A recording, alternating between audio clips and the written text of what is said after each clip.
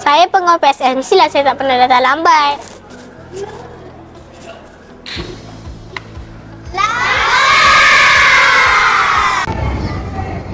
Kami pengawas PSS baru. Saya pengawas PSS, saya mestilah murid paling baik. Zara, Cik Razia nak jumpa. Takutnya. Saya pengawas PSS, saya selalu baca surat khabar. Kami pengawas PSS baru. Kami pengawas PSS. Kami paling rajin susun buku. Rajin kan susun buku ini? Alah. Kami pengawas PSS. Kami guna komputer ni untuk buat AINS. Buat AINS jangan main game. Kami pengawas PSS baru. Saya pengawal PSS. Saya yang paling rajin bersihkan PSS ni. Kita orang pun sapu juga. Saya pengawas PSS. Mestilah saya paling cantik. Kami pengawas PSS baru. Saya pengawal PSS. Memang satu kamusnya saya dah hafal. Saya pengawal PSS. Saya pandai taekwondo. Jangan gada-gada dalam library tau. Saya pengawas PSS. Saya je boleh baca komik ni. Murid lain baca buku sains.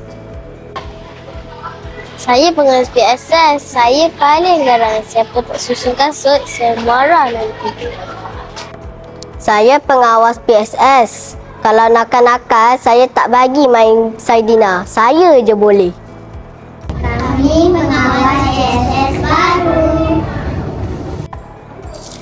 Saya pengawas PSS. Saya paling hebat main carrom.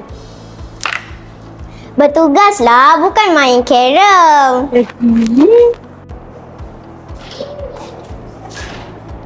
Saya pengawas PSS. Tahun ni saya nak dapat 5 bintang. Saya dah dapat 5 bintang dah. Saya pengawas PSS. Murid boleh tengok TV, tapi saya yang pilih cerita. Lambatlah pula.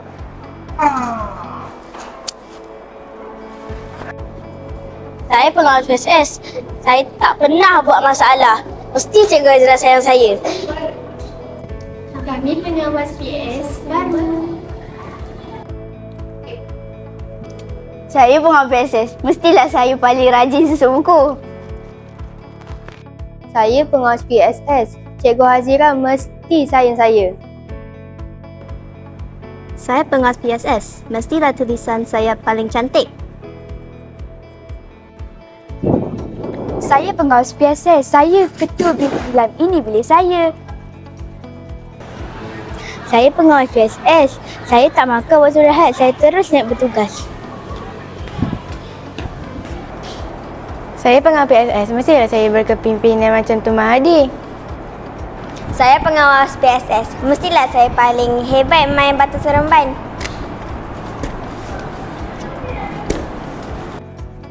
Saya pengawas PSS. Saya akan suruh murid-murid tutup suis sebelum mereka keluar. Tak tutup lagi. Saya pengawal PSS. Saya suka membaca buku. Semua buku dekat library ni saya dah habis baca. Hebat kan saya?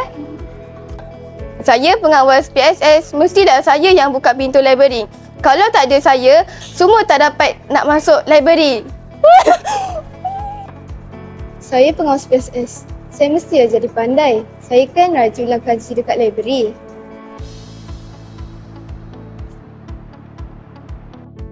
Assalamualaikum dan selamat sejahtera.